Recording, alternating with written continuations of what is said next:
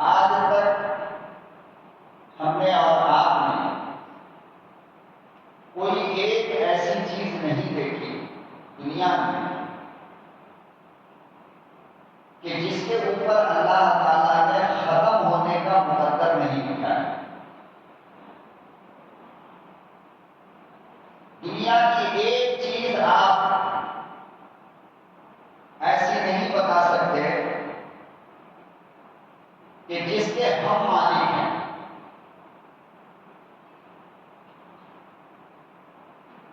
آج آپ جس گھر کے اندر رہتے ہیں، آپ ذرا سوچیں گے اور دیکھیں گے، غور کریں گے تو معلوم ہوگا کہ اس گھر کا مالک پہلے کوئی اور تھا، اب وہ مالک موجود نہیں۔ جس زمین کے مالک اس وقت آپ ہیں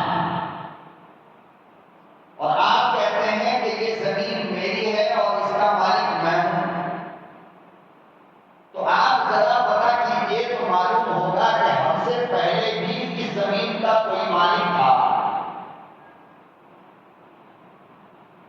تو تھا کا لفظ یہ بتا رہا ہے کہ اب وہ مالک اس کا موجود نہیں ہے۔ پھر آپ ذرا معلوم کیجئے تو پتا چلے گا کہ اس سے پہلے بھی کوئی اس زمین کا مالک تھا مگر اب وہ نہیں۔ اس طرح آپ ہر چیز کو دیکھتے ہوئے چلے جائیں، آپ کو ایک مالک نظر آئے گا، لیکن پھر آپ جب یہ کہیں گے کہ ہم سے پہلے کون اس کا مالک تھا تو پتا چلے گا کہ آپ سے پہلے اس کا جو مالک تھا وہ اب دنیا کے اندر موجود نہیں۔ آج آپ کی اولاد ہے، آپ کہتے ہیں یہ بچہ میرا ہے، تو آپ اپنے بارے میں سوچ کر دیکھیے، آپ کے لیے بھی کوئی یہ کہا کرتا تھا کہ یہ بچہ میرا ہے، لیکن آج وہ موجود ہے۔ پھر آپ کے باپ کو بھی کہا جاتا تھا کہ کسی کا بچہ ہے، لیکن آپ چلتے چلے جائیں نیچے، آپ کو پتا چلے گا کہ کوئی مالک دنیا کے اندر موجود نہیں رہتا ہے۔ آج ہم اپنے بچے کے مالک ہیں، کل اس کی شادی کر دیں گے، اس کی اولاد ہوگی، ہم دنیا سے چلے جائیں گے، پھر وہ مالک بن جائے گا۔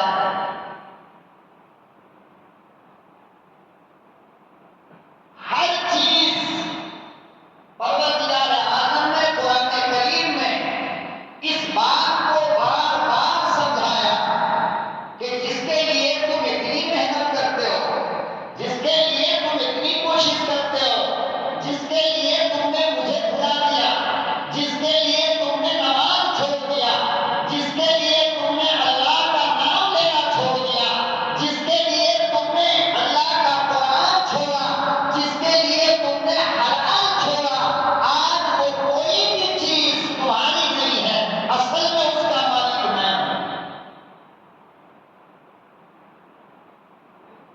اور میں کل بھی مالک تھا، آج بھی مالک ہوں، قیامت تک مالک رہوں گا۔ میں تیرا بھی مالک ہوں، تیرے ابا کا بھی مالک ہوں، تیرے دادا کا بھی مالک ہوں، اور میں کبھی تھا نہیں ہوتا، قیامت تک رہوں گا۔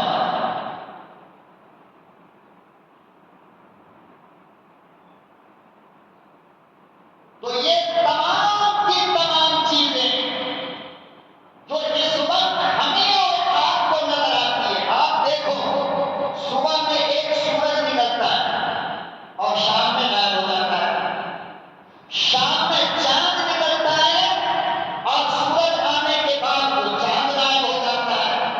پتہ یہ چلا کہ چاند سورج کو بھی ہمیشہ نہیں رہنا۔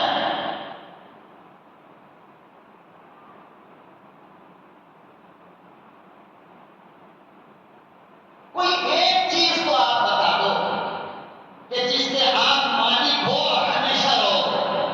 ایک چیز بتا دو، جس مکان کو بنانے کے لیے تم نے لون لیا، بینک سے سودی پر پیسہ اٹھایا، لوگوں کے سامنے ہاتھ پھیلا کر قرض مانگا، ہزاروں مرتبہ جھوٹ بولا، آج یہ مکان تیار ہو کر کے کھڑا ہے،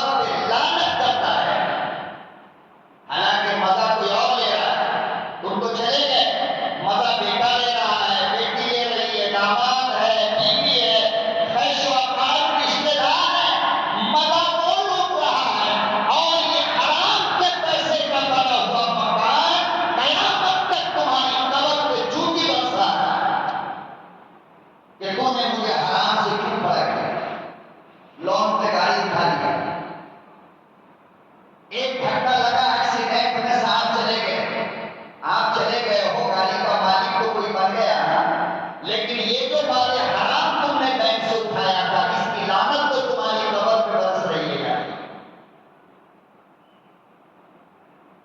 لوگ سمجھتے نہیں.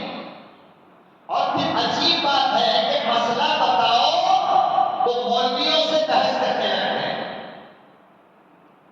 مولانا یہ مجبوری، مولانا وہ مجبوری، مولانا ایسا، مولانا ویسا. ارے بابا میں کچھ بھی نہیں جانتا، میں صرف یہ جانتا ہوں قرآن نے کہا حرام تو حرام.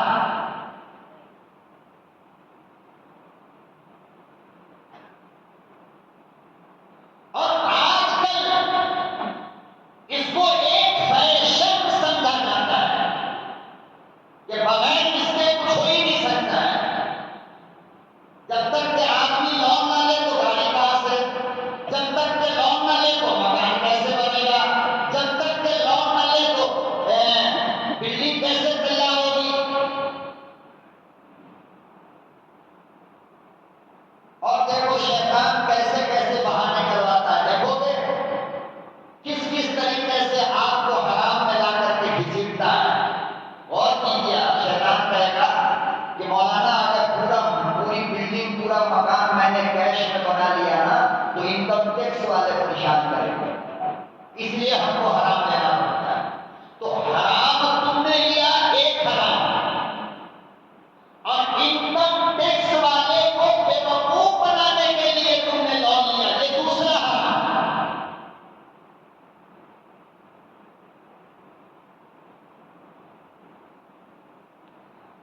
جتنا پیسہ سرکار کا بنتا ہے اسلام کا قانون یہ ہے وہ پیسہ تم کو دینا پڑے گا، ورنہ تم حرام میں مبتلا ہو.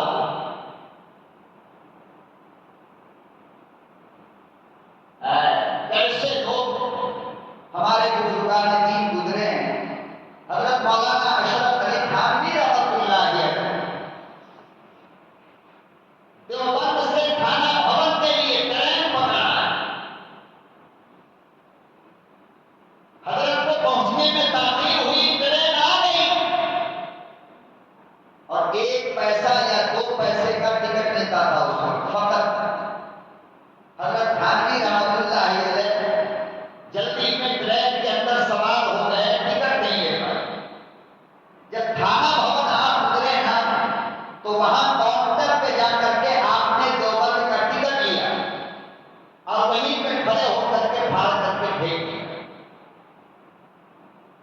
آپ سوچ سکتے ہو کہ اتنا احتیاط کرنے والا انسان بھی دنیا میں ہوگا. جب ٹکٹ ماسٹر انگریز نے پوچھا کہ ملا جی یہ تم نے کیا بے وقوفی کیا ہے، حضرت نے فرمایا کہ اصل بات یہ ہے میں بغیر ٹکٹ کے تھانہ بھون آ گیا دیوبند سے، ٹرین آ گئی تھی، جلد بازی تھی، میں نے یہاں آ کر دیوبند کا ٹکٹ کاٹا اور اس کو پھاڑ کر پھینک دیا. کیوں؟ اس لیے کہ میں سرکار کی چوری کرنا نہیں چاہتا.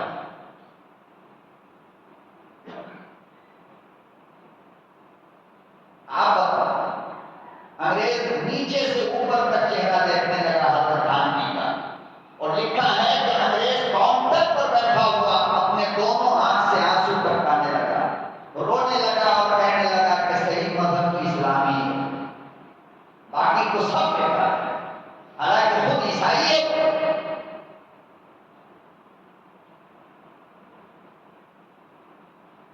اللہ اکبر و کبیرہ. لوگوں اندازہ لگاؤ تمہارے اسلاف کا یہ در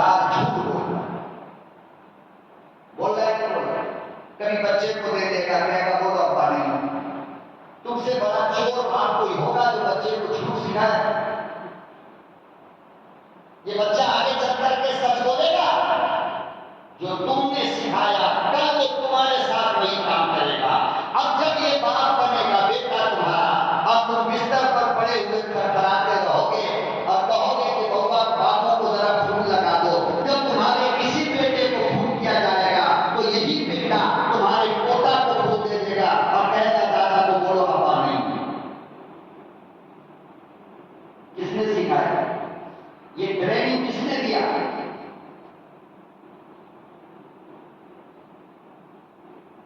اللہ نے امت محمدیہ میں پیدا کیا ہے، ایک رب کا بندہ بنایا ہے، تو یہ سب چھوڑ دو نا، کیوں کرتے ہو؟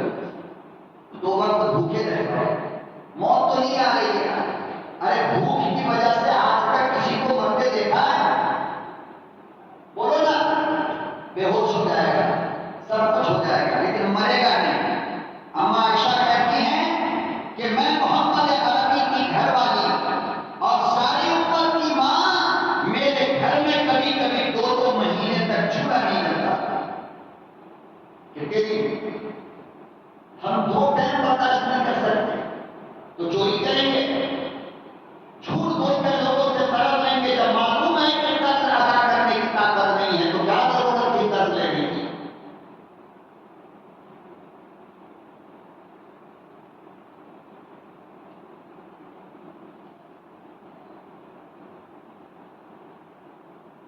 تو قرض لینے کے بعد وہ دنیا کے لیے اور پھر جھوٹ پر جھوٹ، دھوکہ پر دھوکہ، دھوکہ پر دھوکہ، یہاں تک کہ اسی حالت میں ہماری موت آ جاتی ہے اور لاکھوں کا قرض ہمارے بدن پہ ہوتا ہے۔ آپ کو مسئلہ معلوم ہے؟ آپ جانتے ہو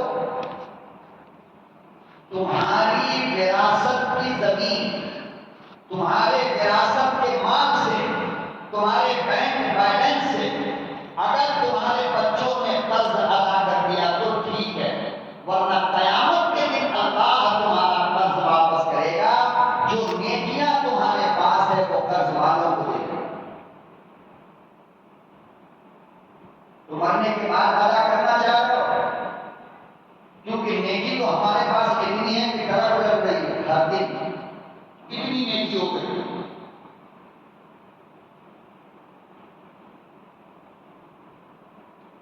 اللہ اکبر کبیرہ، حدیث پاک میں آتا ہے ایک ایمان والا میزان عدل پہ آیا، اس کی نیکیاں ایک پلڑے پہ رکھی گئی، گناہ ایک پلڑے پہ رکھے گئے، اللہ کا فرشتہ وزن کر رہا ہے، دونوں کا دونوں برابر ہو گیا۔ پروردگار عالم نے اس کا چہرہ دیکھا، فرمایا اب بتا کیا فیصلہ کرو، جہنم میں اگر ڈالو تو نا انصافی ہوگی اور جنت میں اگر ڈال دو پھر بھی نا انصافی ہوگی۔ میری عدالت میں عدل چلتا ہے، میری عدالت میں انصاف ہوتا ہے، اے کاش ایک نیکی تیری زیادہ ہوتی، میں تیرا رب جنت میں داخلہ دلواتا۔ دونوں برابر ہے، کیا کروں؟ سوچ کر دیکھو، خدا نہ کرے، خدا نہ کرے اپنے آپ کو سمجھ لو کہ وہ میں ہی ہوں، تو کیا کرو گے آپ؟ بولو کیا کرو گے؟ یہ تو ایسے ہی ہو گیا نا جیسے کہ آپ IAS کا ایگزام دے رہے تھے، MBBS کا ایگزام دے رہے تھے اور جتنے نمبر پر آپ کو ایڈمیشن ملنا تھا اس سے 1 نمبر کم ہو گیا، کتنا؟ اب کیا کرو گے آپ؟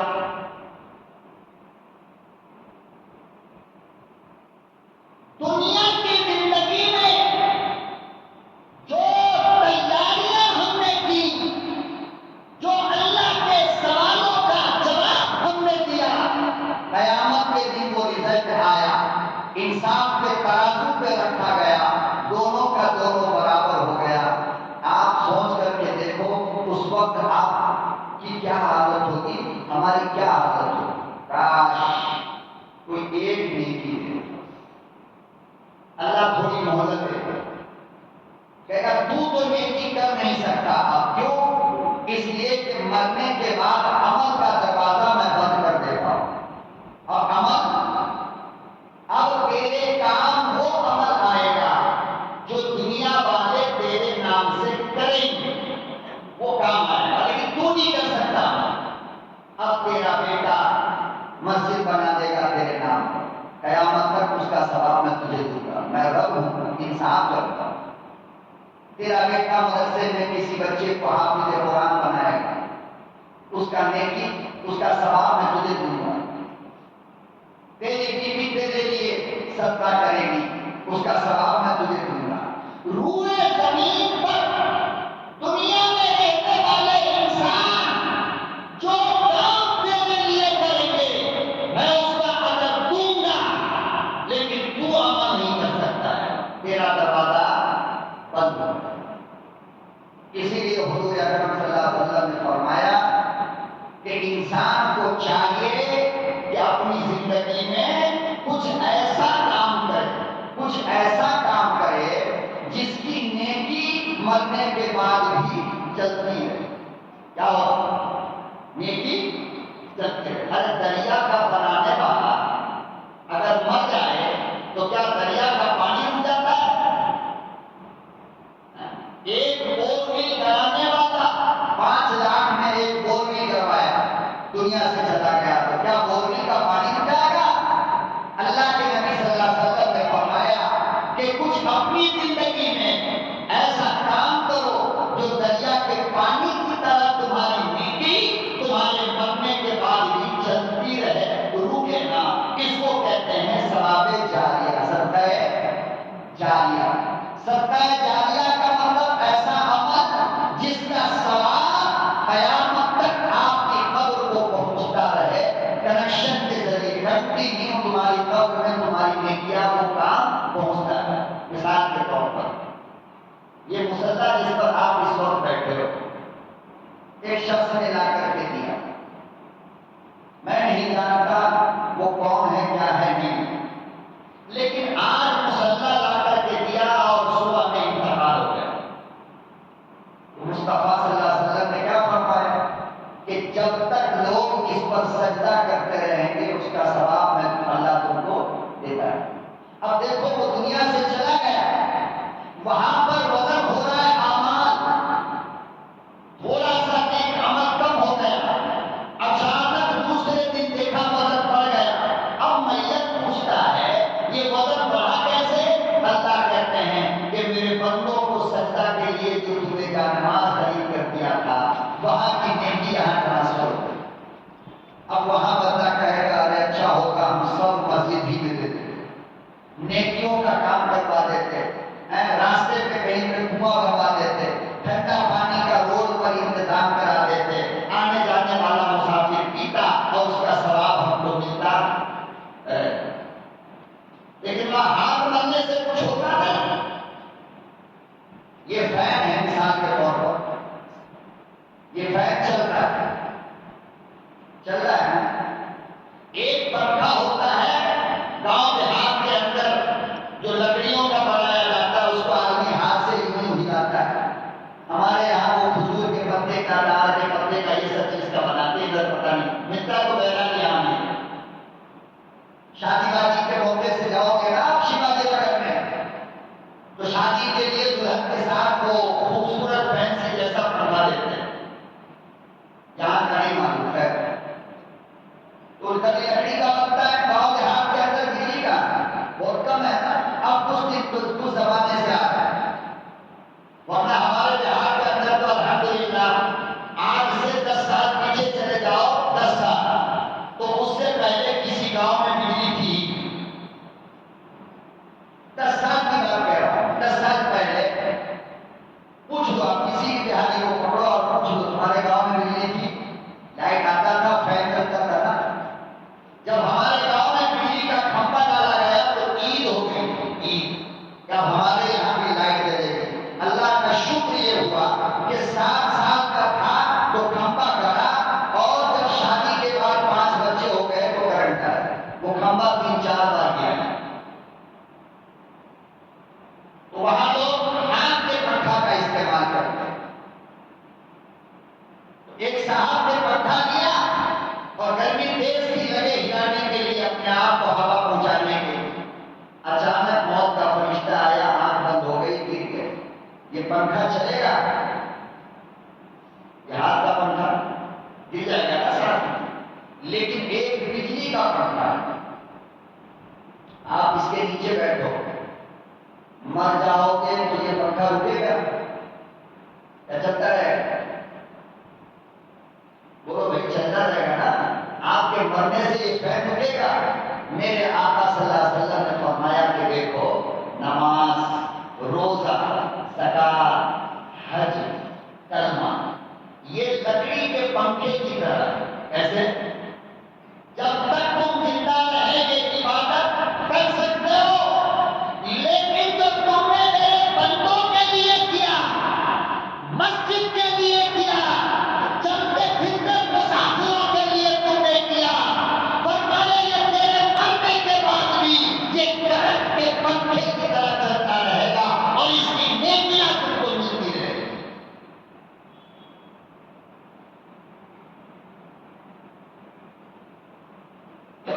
مر جانے کے بعد ایک صاحب آتے، مولانا میرے والد کا انتقال ہو گیا، یہ پرچی ہے ذرا مغفرت کی دعا کروا دو. میرے آقا نے یہ نہیں سکھایا ہے، میرے آقا نے یہ نہیں سکھایا ہے.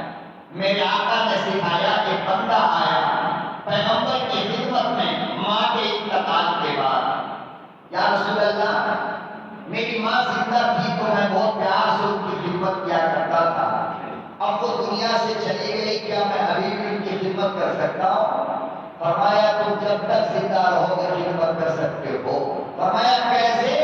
کہا ماں کے نام پر غریبوں کو کھانا کھلاؤ، اماں کے نام پر غریبوں کو کپڑا پہناؤ، اماں کے نام پر مسجد بنواؤ، امی کے نام پر قبرستان کی باؤنڈری کرواؤ.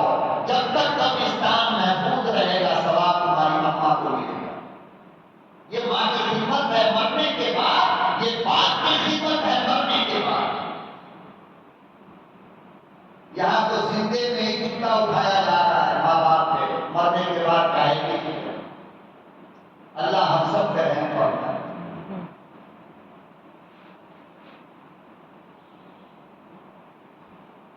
تو فرمایا کہ یہ صدقہ جاریہ چلتے پھرتے اٹھتے بیٹھتے، میں کہتا ہوں آپ ایک مدرسے میں چلے جاؤ، ہزاروں یتیم بچے ملیں گے آپ جا کر کے مدرسہ والے سے پوچھو یہ بچہ کیا کر رہا ہے؟ مولانا بابو یہ حفظ کرنے کے لیے آیا، حافظ بننے کے لیے.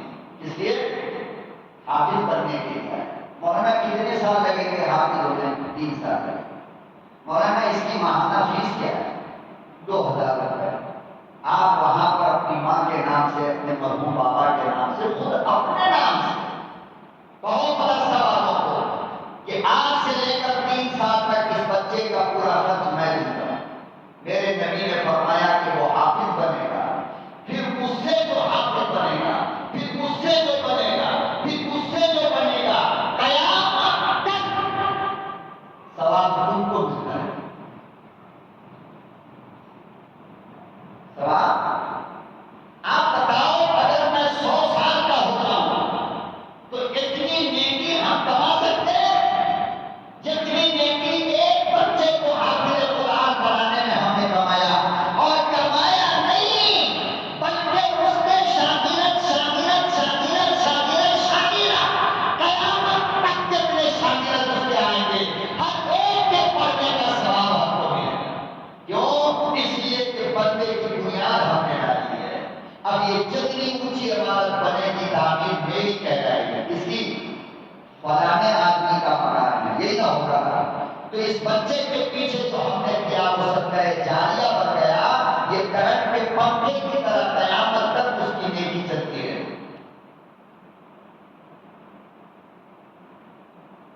ایک مسجد کا ایک کھمبا ہے، ہم نے تعمیر کروا دیا.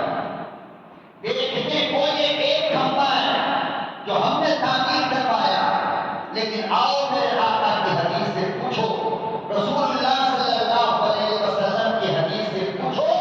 آقا صلی اللہ علیہ وسلم نے فرمایا کہ قیامت کا دن جب ہوگا، قیامت کا دن پوری دنیا کی مسجدیں، ساری دنیا کی مسجدیں چل کر بیت المقدس سے جا کر بھی جائے مسجد اقصی سے. کہاں؟ مسجد اقصی سے پوری دنیا کی مسجد، چاہے وہ کی ہو، چھوٹی ہو، بڑی ہو، مرکز ہو، جہاں مسجد ہو، وہی،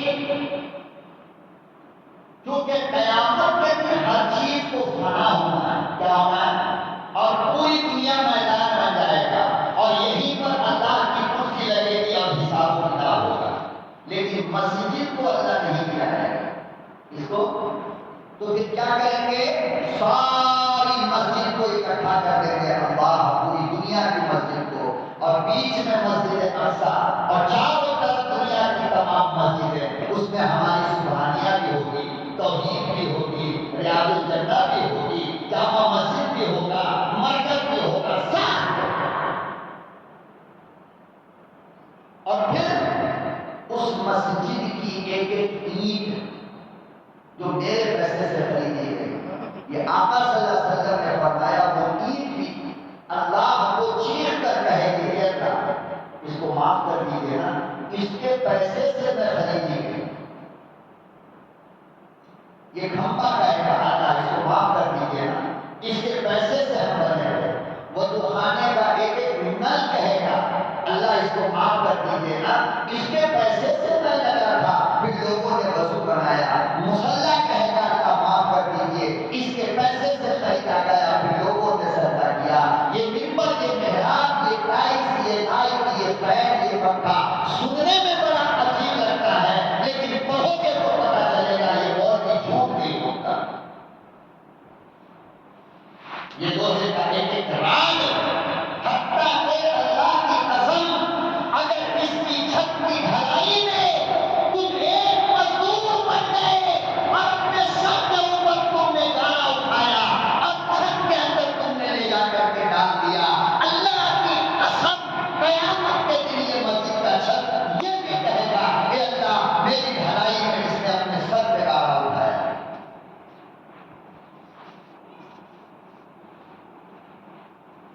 یہ وہ چیزیں ہیں جو ہمیں اس دنیا کے بعد کام آئے، کام آخرت میں، لیکن غور کر کے دیکھو میرے محترم، ہم ساری محنت دنیا کے لیے کر رہے ہیں، ساری محنت جتنی ہے، ورنہ یار ایک ایک کام کے لیے چندہ مانگنا پڑے، گیٹ لگانا ہے چندہ دو، کھڑکی لگانا ہے چندہ دو، زمین لینا ہے چندہ دو، چھت ڈالنا ہے چندہ دو،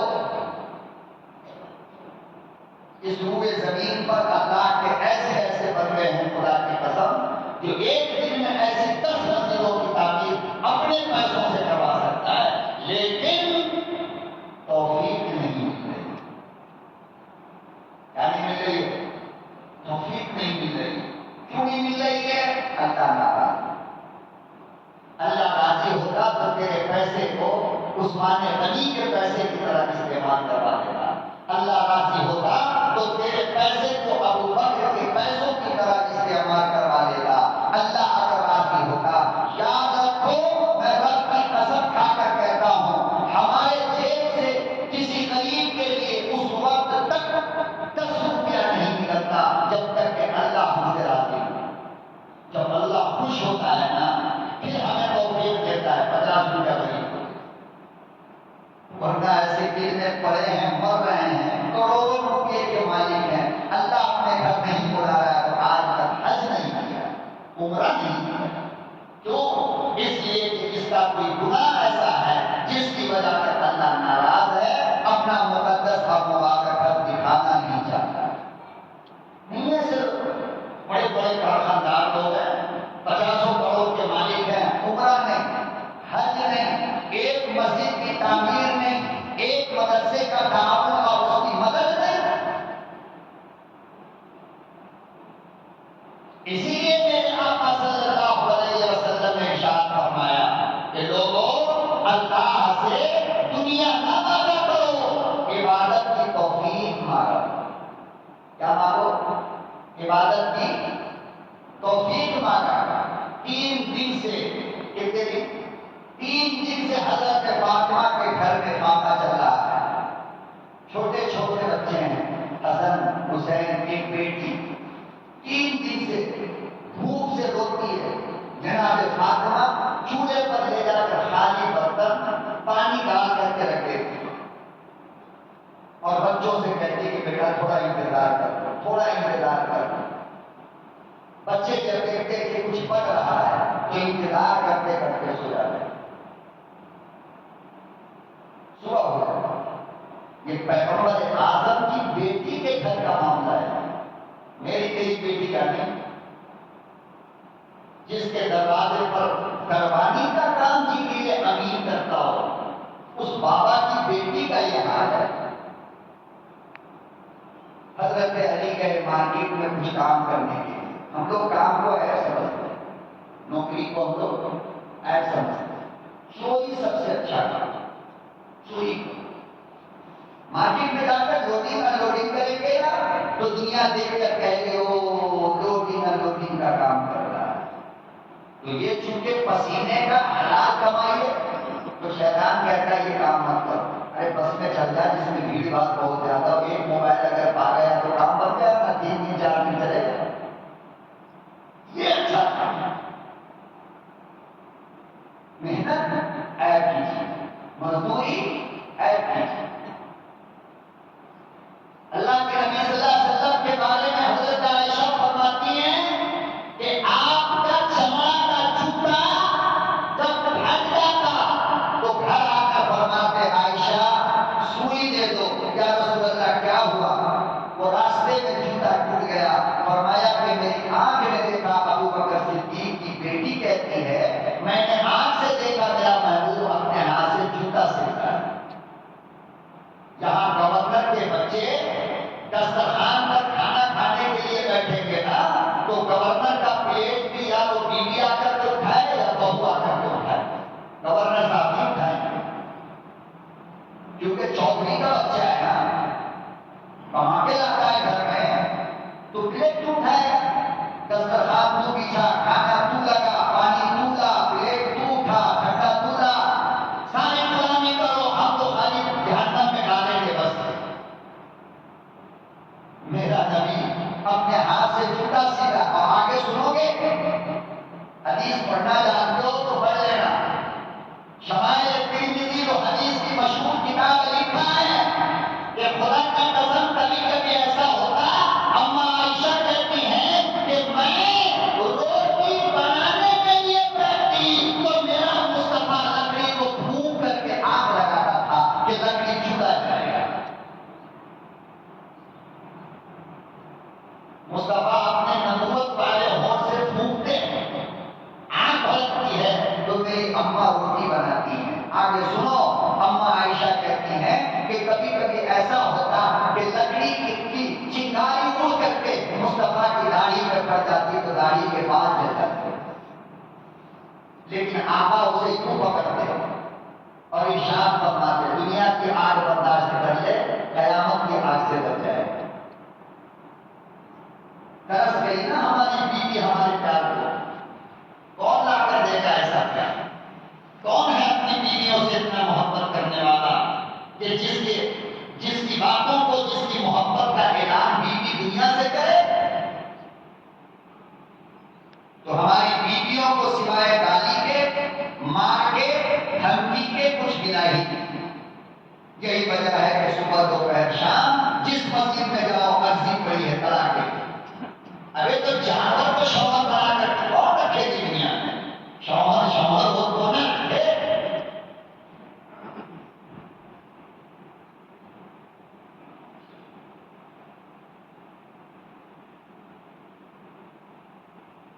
تو بہرحال جناب فاطمہ الزہرا 3 دن ہو گئے، حضرت علی کام پر گئے، کام سے لوٹے تو اتنی مزدوری ملی کہ جس سے آٹا خریدا گیا تو 3 روٹی بنی۔ کتنی؟ 4 روٹی۔ کتنی؟ 4 روٹی۔ علی، فاطمہ، حسن، حسین 4 روٹی، اور بھوکے کتنے دن سے؟ 3 دن سے۔ حضرت علی کو دے دیا، حضرت علی نے کھا لیا، حسن کو دیا کھا لیے، حسین کو دیا کھا لیا، آئے۔ وہ منظر کیسا ہوگا کہ جب 3 دن کی بھوکی مصطفیٰ صلی اللہ علیہ وسلم کی بیٹی جب خود کھانے کے لیے بیٹھی تو اچانک دروازے سے بند صاحب ادھر دیکھیے، اچانک دروازے سے آواز آئی، بہت بھوک لگی ہے، کچھ ہے کیا؟ حضرت فاطمہ نے اپنے ہاتھ کو جلدی سے روکا اور وہ روٹی لے جا کر کے اسے اس کو فقیر علی کہتے رہے، حسن کہتے رہے، حسین کہتے رہے، اماں آپ بھی تو بھوکی ہو نا؟ کہا بیٹا تم نہیں جانتے ہو اللہ نے وعدہ کیا ہے ایک کا 10 دن دی، ایک کل صبح تک اگر اس ایک روٹی کی 10 روٹی میرے اماں کے گھر میں نہیں آئی تو وہ ادھر فقیر لے کر کے نکلا، ادھر سے روم کا کوئی مسافر آیا ہے، کہا یا رسول اللہ کی بیٹیا آپ کے لیے روم کے بادشاہ نے یہ تحفہ بھیجا ہے، دیکھا تو اس کے اندر 10 روٹی تھی۔ مولانا روم نے ایک عجیب مثال دی ہے۔ مولانا روم کہتے ہیں میں دروازے پہ بیٹھا تھا، ایک آدمی بار بار بھاگ کر کے جا رہا تھا، سامنے سے دھوپ میں دوڑ کر کے جا رہا تھا، مجھے برداشت نہیں ہوا، میں نے پکڑ لیا، ارے اتنا تیز کہاں بھاگ کر کے جاتے ہو؟ کہا کہ میں اپنے سائے کا پیچھا کرتا ہوں، سورج ادھر نکلا تھا ادھر اور یہ بھاگ کر ادھر جا رہا تھا، تو آدمی جب یہاں کھڑا ہوگا تو سایہ کہاں ہوگا؟ دور ہوگا نا۔ اب اس کو جتنا بھی بھگاؤ تو پاؤ گے اس کو؟ کیا وہ بھاگتا ہی رہے گا ہمارے آگے؟ تو کہنے لگا حضرت 10 سال سے میں اپنے سایہ کا پیچھا کر رہا ہوں، کیسے پکڑوں گا؟ حضرت نے فرمایا موت تو آ جائے گی مگر سایہ کو نہیں پکڑ پاؤ گے۔ ہاں ایک طریقہ میں بتاتا ہوں، اس طریقے سے یہ ہوگا کہ تم سائے کو تو پکڑ نہیں سکتے، لیکن آج تم سائے کی طرف پیچھے بھاگتے ہو اور میری بات مان لو تو سایہ تمہارے پیچھے بھاگے۔ کہا حضرت وہ کیسے؟ کہا کہ ادھر بھاگنے کی جگہ ادھر بھاگو، ادھر بھاگو ادھر۔ اب جب یہ بندہ ادھر بھاگنا شروع کیا تو سایہ کدھر ہے؟ ارے بولو نا، پیچھے۔ مولانا روم اس مثال کو دینے کے بعد فرماتے ہیں کہ دنیا والوں، دنیا کے پیچھے اگر بھاگو گے تو قیامت آ جائے گی، تم دنیا کو پا نہیں سکتے ہو۔ ہاں تم مسجد کی طرف بھاگو، نماز کی طرف بھاگو، روزہ کی طرف بھاگو، اللہ والوں کی طرف آؤ، خدا کی طرف آؤ، تو دنیا تمہارے پیچھے پیچھے آئے گی۔ تھوڑا بھاگنے